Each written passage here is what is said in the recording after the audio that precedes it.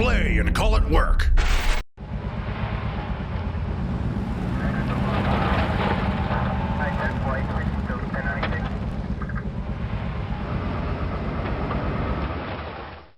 Hey there guys, Quirk here, and welcome to this week's Sit and Talk featuring me, Quirk. Next week, for those of you who aren't aware, next week is going to be a Sit and Talk with Dave. So if you have any questions for him, go ahead and leave it in the comment section below on the website. So if you're on YouTube, in the description, there'll be a link in the description below. I almost messed that up. To take you to the website, you can go ahead and leave a comment for him. Just put Dave before your comment or question, and that way we know it's for him. But what we're going to do is 30 minutes here and 30 minutes in the vault while I answer all the questions you guys have left for me. So let's go ahead and start the timer and get right into it. First one we have here is Swamp Mist 1142. Quirk, assuming you are still allowed to answer and are still interested in answering, what are your thoughts on the recent progressions in Warmachine? Do you still play at all? Would you if you had a chance? Love your content. Keep up the good work. Thank you. I haven't really kept up too much on Warmachine, like what's been going on with it. Oddly enough, like about a month ago, I found out that the Storm Eagle came out, so that should give you the idea of like how much I actually keep up on the new releases for Warmachine. When Mark III came out, it kind of, I don't want to say it left like a bad taste in my mouth because I still enjoyed the game, but I found with the point changes and everything like that, they tried to switch it back over to being a little bit more friendly for people who want to bring jacks and war beasts, and it very quickly turned back into an infantry machine. So a lot of bodies, not so many war jacks, and everybody kind of fell back into the pattern of let's try and build the most overpowered list for the meta that's available at the time. And I figured the new rules would kind of change that. They didn't, and I don't know. I kind of lost a little bit of interest in it after that because it's a very competitive game, and they took a lot out of the casual play aspect of it. I feel like Privateer Press wants it to be a very competitive game. They want it to be very aggressive, and you want to be able to bring the best you can possibly bring. So trying to bring something fun or fluffy has basically no chance of surviving in the meta unless you're playing a friendly game with friends. So I prefer to play more casual, friendly type games. I don't mind going to tournaments and playing aggressive and competitive, but no, I prefer a nice casual game, and the way they changed the new rules didn't really take away from that.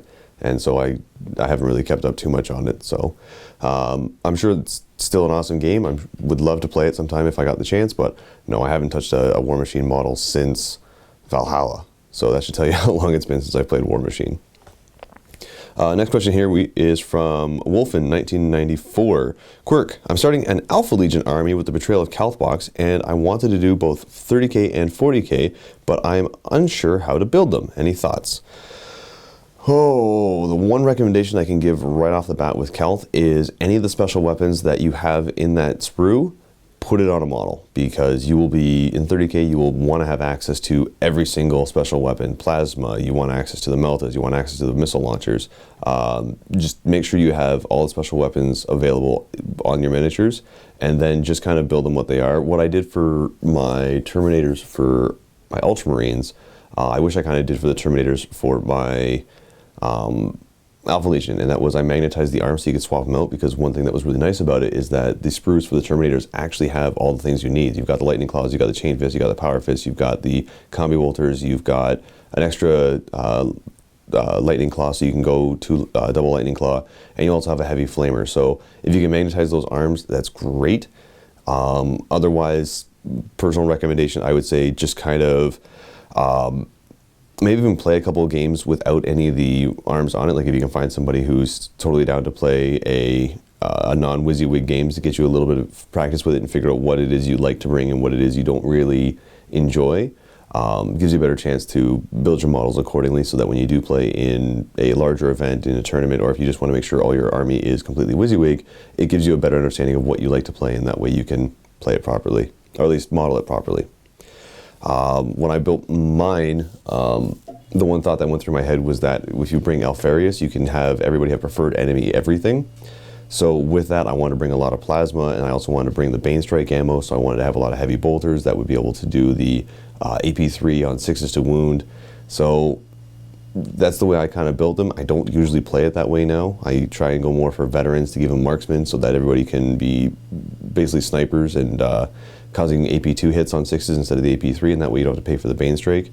I'm really noticing now with the Alpha Legion, their Seeker, or the Headhunters, which are just the bumped up version of Seeker, they're not as good as just taking regular Seekers. Regular Seekers, you have access to the 3 different forms of ammunition. You can do Marked for Death, whereas when you take the Headhunters, the only real benefit they're kind of getting is that they can take the Alpha Legion tactics, so they gain infiltrate, outflank, all that, and you can stack that with their marksmanship, but I'm not really noticing too much. I would sooner take the Seekers than I would the Headhunters. The Terminators that you can take for Alpha Legion, are really good because they can take the Volkite Chargers, I think is the one that they have, and they are amazing, especially with Ballistic Skill 5. So those are pretty good. I know I bashed them previously, but having a chance to actually try them out and use them, I really like them, especially when you have them flying around in a Storm Eagle. So, but yeah, as for just building them straight out of Calth, go with just your basic stuff, try it out a little bit, see what you like, and then model the rest of your guys accordingly, but make sure you have all the special weapons built, because you will definitely want to have access to them, for 30k anyway. Next up we have William Ka, Quirk, aka DVQ V. Okay. What is your dream list for 40k that you don't get to play with or have the models for? My dream list right now. My dream list, the one that's closest that I've ever played would be against Dave when he brought the new Death Guard with the Blood Angels book. I love Ultramarines, especially when you bring a lot of grav. I like doing that. I like bringing the Skyhammer Annihilation Force that you can deep strike in. You can shoot your Devastator squad as if they had Relentless. You can charge with the Assault Marines the turn they land in from deep strike. I love having Centurions and drop pods so you can put them where they need to be and have them just fire. Like if you have 3 of them, it's 15 grab shots. You can fire off the Devastator Doctrine so that you're re-rolling to hit, you're re-rolling to wound. Oh, it's so much fun. With the new Inari stuff though, I don't think they'd survive too long, but that is my dream list that I would like to play, is just a full Ultramarine army with grab all over the place, deep striking in, turn 1 just landing everything on the board exactly where I needed to. A lot of it comes down to luck, like making sure you don't mishap with the drop pods, which can happen if you scatter off the board. Also not mishapping your Assault Marines, but still I love just having everything falling in from the sky and landing where they need to be and getting right into the fray. Next up we have Mac Hawk.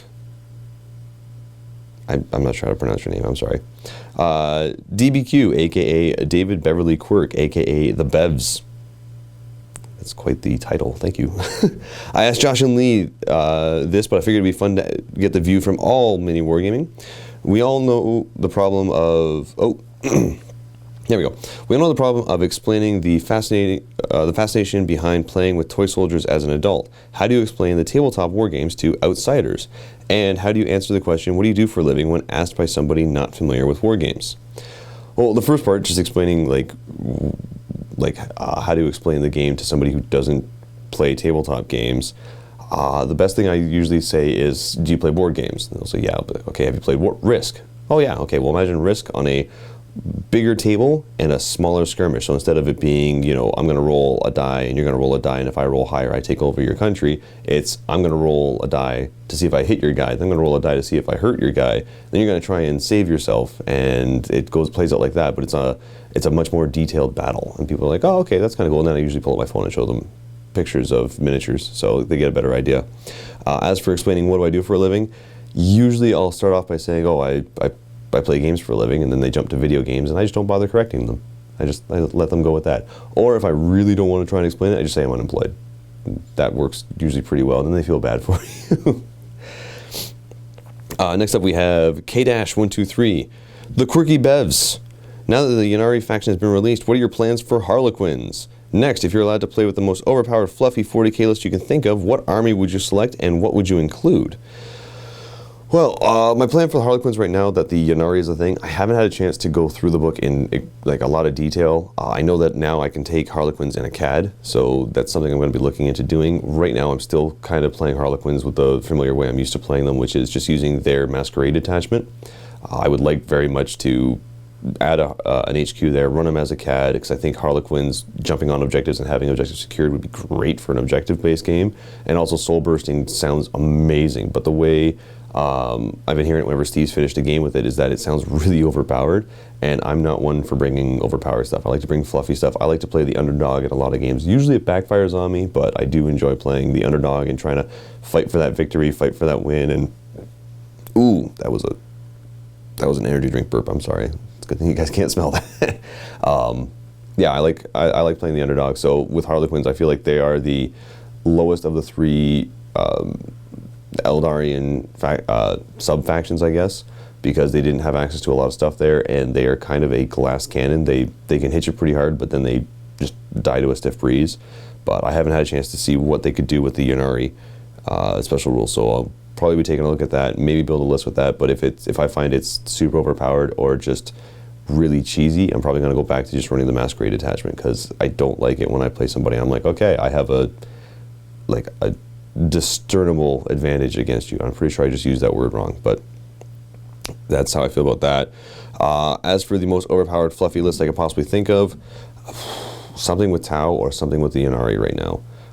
My dream list would be to make a Necron, basically going back to 5th edition Necrons before they came out with all the new stuff, like the Blades, the Stalker, the Catacomb Command Barges. Like, I'm talking way back when you had Warriors, Immortals, Destroyers, you had a Monolith as your transport, you had some Scarabs.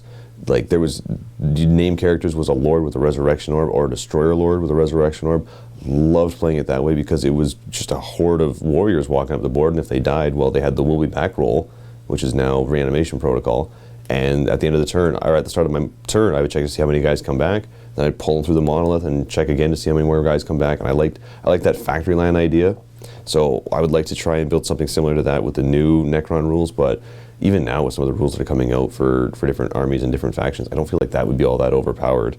But it would definitely be something fluffy. I'd like to bring just a metal, almost like a, there's the green tide. It would be like the silver tide of just Necrons just constantly coming at you. Necron warriors. Next up, we have Power Ranger Jedi. Quirk, what's going on with the open vaults?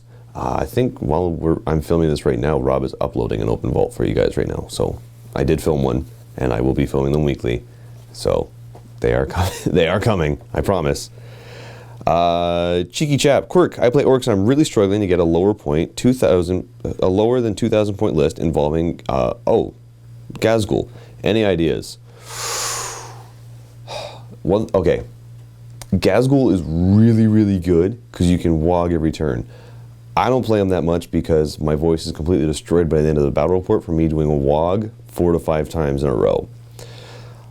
A good list for him would be things like things that would benefit from his constantly wogging. So you got boys, you've got storm boys, you've got basically any of the guys that want to get into combat right away. But you also want the guys that can benefit from being able to run and then charge. So if you take like your Mega Knobs, they are slow and purposeful, so they can't run. Your bikes can't run, so they don't benefit from it too much. Knobs benefit from it big time. Like you grab a bunch of knobs on foot with Power Claws, they definitely benefit from it. But then you look at the option of putting them on bikes. Now they benefit from it even more because they have a 4-up save and they can move 12 inches in the movement phase. Just that. It's basically like having the run pre-built in of 6 inches. So it's really tricky to find a good, well-rounded, fluffy type list with Thraka. My usual go-to with that is bring like 2 units of 30 boys, have them moving and running every turn to try and get in combat, have Thraka in there with them so that he can just beat the crap out of whatever he wants to, and then bikes to get on your flanks. You got looters in the back to shoot for you. You could have Grot artillery teams just firing long bombs. Maybe bring a Morkanaut, or even if your opponent is cool with it, bring a Stompa because it's not that powerful. It's expensive, but it's not that powerful. You got some options there, but again, you're trying to keep it at under 2,000 points. So boys, lots and lots of boys is pretty cheap, and you can get a lot of guys on the board there. Knobs on bikes are pretty pricey, but they can definitely get some work done. I always say put looters in the back because looters are great to have in the back just shooting at stuff. I think it's about 200 points, and you can have a 10-man burner squad in a truck just driving around burning whatever you want. Surprisingly effective, because if you drop one template and say I drop 10 of these, it's hitting 5 of your guys, that's 50 hits. So odds are your opponent's going to fail a save once or twice there. But no, when I see somebody bringing Thraka, I'm usually hoping they're bringing a ocean of boys just so that they can benefit from the WOG every single turn, because it's the only benefit you really get from having a WOG just as a stat benefit is that you get to run in charge, whereas Thraka gets he gets the invuln every turn from it. So yeah, it's pretty good.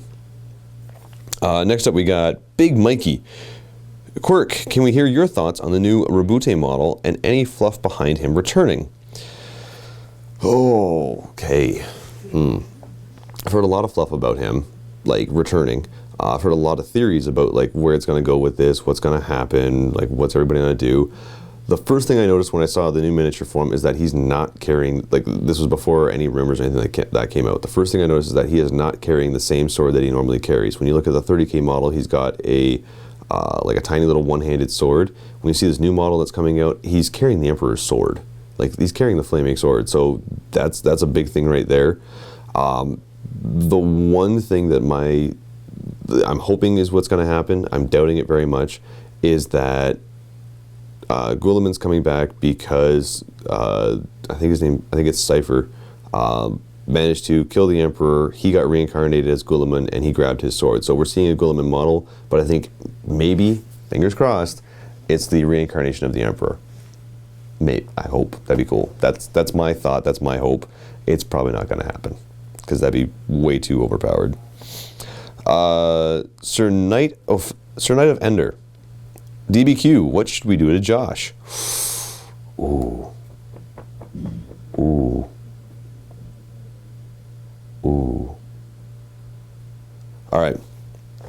So I've been making a habit recently of just with utmost confidence saying the rules wrong, like off camera, but I'll say rules completely wrong just to like watch Steve twitch and watch Josh twitch because they like to get the rules right, and I've gotten fairly good with the rules that I can actually quote them and then I'll throw something off. So it'll be things like oh, now I can't even think of one off the top of my head, but oh, okay, here's one.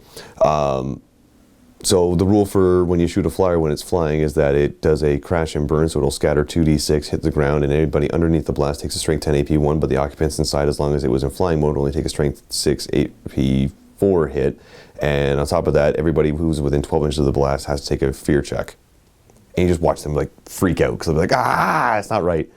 So my thing for you guys, email him, josh@miniwargaming.com, asking for rules clarifications, but of just the utmost random, clearly wrong rules you can possibly think of, and just flood his email because that'd be hilarious. He'd be just going through this, being like, it would be great. It's like an hour of him twitching. I'd just sit there watching him scroll through his phone, twitching. So that'd be great. I would really appreciate that, guys, if you could do that for me. Do that for me. That'd be awesome.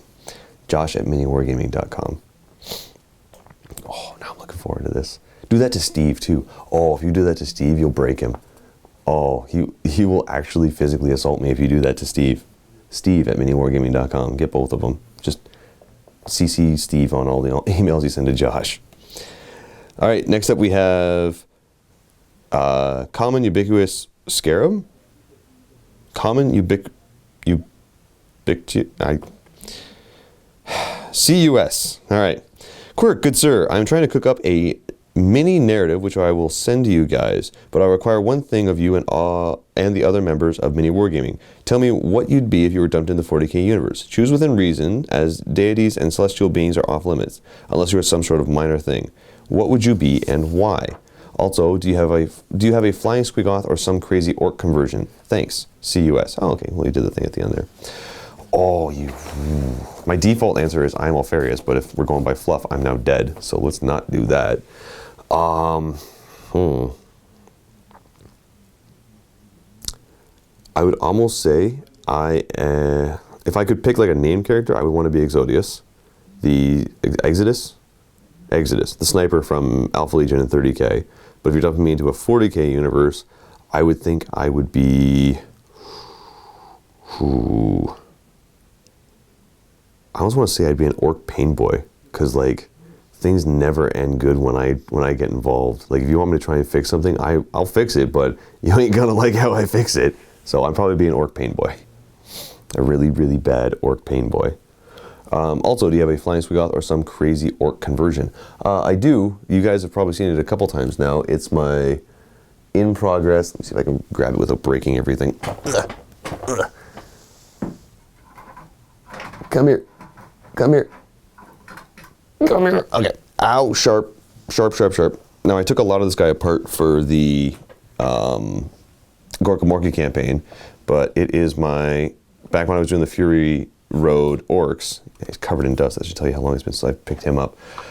It's a Morkanaut that I converted into more of a truck. So the idea is, up here where his shoulders are, he's got two little rails that actually run down through here, and that'll be the little wheels. And I was thinking like big monster truck wheels back here. He's got the claw reaching out with all the big shooters right there, and then he had some rockets right here. So there was like a little shoulder pad that went over, and then he had rockets on there. But I ripped that off and stuck that on my truck for Quirk March. The thing that made me super happy is that the front door's open, and there's a Gatling gun inside. So yeah, I will eventually work on this once I find the rest of the pieces that I need for it. Mostly wheels and something to put back on his shoulder, because I don't want to take my truck apart. But that was probably the first orc conversion I did, and I still haven't gotten a chance to finish it because I can't find wheels. So, next up we have Cunning Crow. Quirk, you said DBQ. I'm not doing that anymore. Rank the office by who farts the worst. Oh, that depends on the day of the week, man. So, every Thursday, we as a group go to a restaurant down the road called Cheers, because they have like 25 cents off wings. So we'll go, and I'll get Cajun, Josh will get spicy, Steve will get either Cajun or spicy, Matt gets his, he gets hot, Dave gets Jack, and everybody else gets a variety of different things. Now, any day that's not that one, the person who has the worst farts, probably Dave. I'm pretty bad, but probably Dave. After a Thursday, when we've all had wings, it is a orchestra of flatulence that flows through the office. You walk in here and it smells like 5 different porta potties. But you can tell who farted by the subtle fragrance of the wings that they ate earlier. So someone will walk by and they'll rip a fart, and you're like, oh, that's Honey Jack. That was Justin. Okay. And I'll rip a fart. It's like, that's got a Cajun scent to it. That was Quirk. And then someone else will fart, and it just smells like hot barbecue sauce. You're like, oh, that could have been Matt. That could have been Steve. So ranking it on a Thursday, impossible. Absolutely impossible. But any other day of the week, I'm willing to say Dave has the worst farts. Like, you'll be in the studio with him. It's in confined space. There's foam everywhere, so the smell has nowhere to go. And Dave will rip a fart, and it smells like death. So, yeah, Dave is definitely the worst. Going down from there, it just varies depending on what we ate.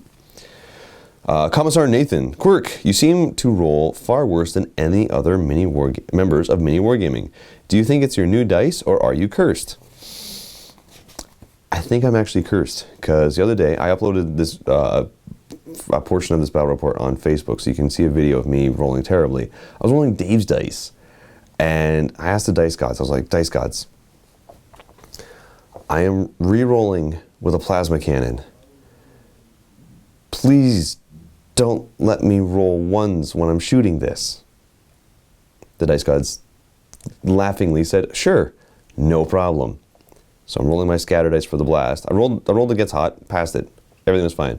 Rolling the scatter, re-rolling it because I fired off the doctrine. Nope, these are scattering all the way off my target.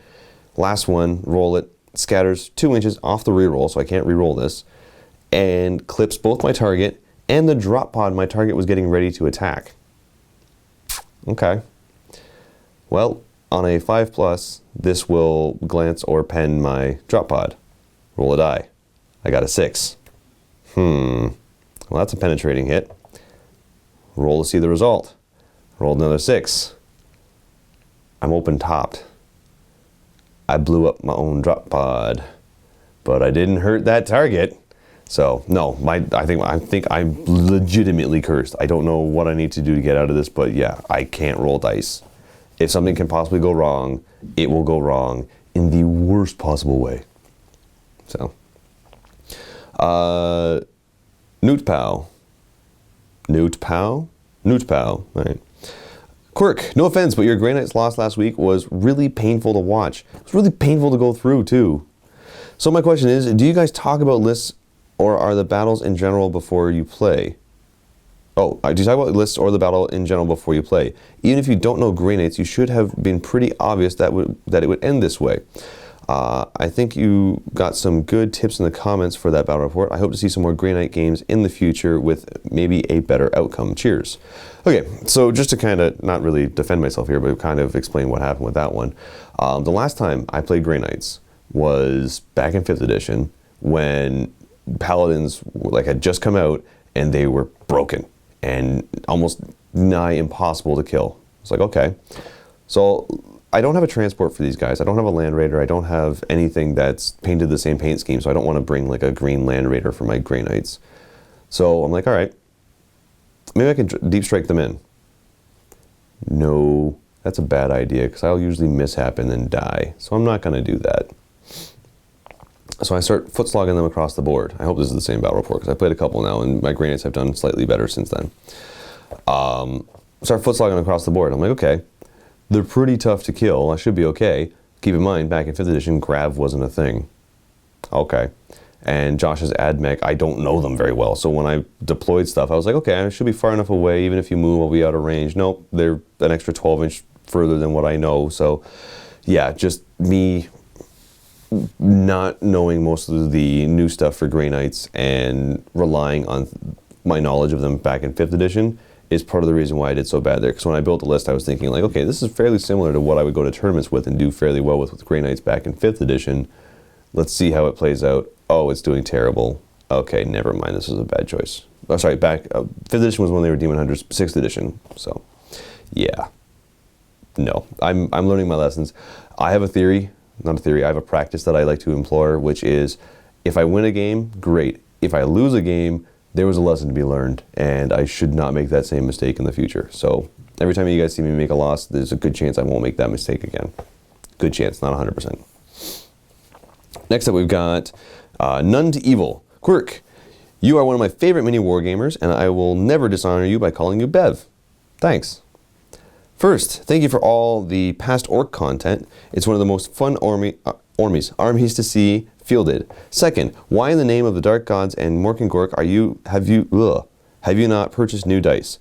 I have never seen so many ones roll consistently by one player. Josh, however, is coming close. Third, I don't know if it is editing or a change in the attitude, but watching you over the past few months, almost a year, you have gone from super happy and easygoing in your bat reps to perturbed, approaching angry, and whiny. Is this because of the dice rolls? Yes. Yes, it is. 100% the dice rolls. In earlier battle reports, you'll see I roll fairly average, I do fairly well, and it's like, okay, I'm having a good battle report. Nowadays, I'll be like, okay, this very basic thing, I'm going to shoot something with Strength 10 AP 1 that will instant kill it. I'm hitting on a 3. I roll a 3. Yes. Wounding on a 2. Roll a 1. It's okay. It's okay. I'll get it next turn. Next turn comes around. I hit. I roll another 1. Now I'm frustrated. So, no, it's because that seems to be happening more and more. Yeah, it's just, I will try to go back to being happy and energetic and outgoing, or not outgoing, but enjoying them. But it's really difficult when dice are like, oh, you're in a good mood? Hang on, we gonna fix that. So, yeah. I will work on making myself much more happier and back to the way I was in my earlier battle reports for you. Just for you, None to Evil. Yes, you saw me glance down there, just remember your name. I wasn't sure if you put your actual name in there, but... Okay, next up we have Orky Benji. Quirk, do you like Iron Hands? Why does nobody like Iron Hands? Because Steve plays them. That's it, that's all I got. Yeah, I don't know. I don't mind Iron Hands. I think they're cool, I like their fluff, but I don't like playing against them because it's mortars. You gotta drive through a barrage of mortars before you can get to your target, and yeah, it's a little frustrating to do. Even when you're Alpha Legion, you're infiltrating super close to them, and you're gonna be able to get into combat a lot faster than everybody else. Nope, no, Still annoying to get past that. All right, next up we have Yolair. Comments on the next page. At Beverly Quirk, will you ever finish the Harlequin Wraith Knight? No! Yeah, I probably will. Still sitting right there. I broke it. Actually, I went to show it to somebody, and I grabbed it by a weird part, and it broke. So I got to fix that. I will work on it and get that done eventually. That's my own personal model, so it's going to have to be on my own time that I work on that, which is usually after hours. But I may have started to play Magic, and now I might be playing Magic like 3 days a week. So I don't spend a lot of personal time painting stuff right now. Usually like Tuesdays and Thursdays I'll paint something. But yeah, I've been playing a lot of Magic. A lot of Magic. So yeah, I will at some point in time finish the Wraith Knight. Some of you actually mentioned using a stencil to try and get the chevrons on there. I totally agree. Using a stencil would be the best way to do it. The problem is that I feel like Games Workshop specifically built this model to not work with a stencil. The leg, even if it was like perfectly smooth, okay, I could work with that. But no, there's little gem bumps all over it. So I'll try and put a stencil down and it just warps all over the place. So I'll spray it, I'll take it off, and you'll see like perfect diamonds here, here, here, here, here. And then just like these weird warped stretched diamonds like all around the jewels. I'm like, maybe I should just try hand painting these. So, but anyway, that is the 30 minutes, but I'm not gonna leave you guys on that one. I'm gonna answer one more question here and then we will go to the sit-in vault. We have Stingray Bill. Quirk, for the Missing Legions, I am almost finished with the lore and hope I can share that with you guys in the near future. What I can say at this time is that the 11th Legion's Primarch was given the Emperor's rebellious traits, so he doesn't consider the Emperor as a great warrior, but agrees with humanity should be, but he agrees that humanity should be united. But each world should be allowed to run as it wishes to, including retaining their cultures and religion. The second Legion's Primarch is the most human of them all, to the extent that they were suspicious he is not and may not be Primarch at all. But he is the Emperor's, but his and the Emperor's genetic code were used to create the 19th Primarchs. Oh, the other 19 Primarchs. Okay. That's really cool. I like that. I like the rebellious one. That's a really cool idea. Just letting worlds go back to the way they were. Kind of negates the whole idea of like coming to the world and showing them the Emperor and being like, hey, you know what? Here's the Emperor of mankind. He wants to unite all of humanity. But now that we've explained that, you go back to what you're doing. No, it's cool. You can go back to what you're doing. I can kind of see that being a little difficult for GW to narrate something. If you can pull it off, though, that'd be sweet. I'd love to read that narrative. But anyway, guys, that will be it for the sit and talk. So if you're a Vault member, go ahead and click the link below to see the sit and vault. I still have 3 more pages of questions to go through. You guys give me a lot of really long-winded questions. So go ahead and click in the vault. And if you're not already a Vault member, you can go ahead and click the link anyway. You'll get access to a 7-day free trial where you can see me answer more of these questions for you guys. You'll also get access to all the extra battle reports that we have. Whenever we release a battle report, we release it in pairs. So you get twice as many battle reports. You'll also get access to all the painting tutorials, quick tips, behind the scenes, open vaults, reviews, and just all the crazy shenanigans that we like to do around here. So hopefully I will see you guys in there. Thanks for blah, blah, blah, blah, blah. Happy wargaming.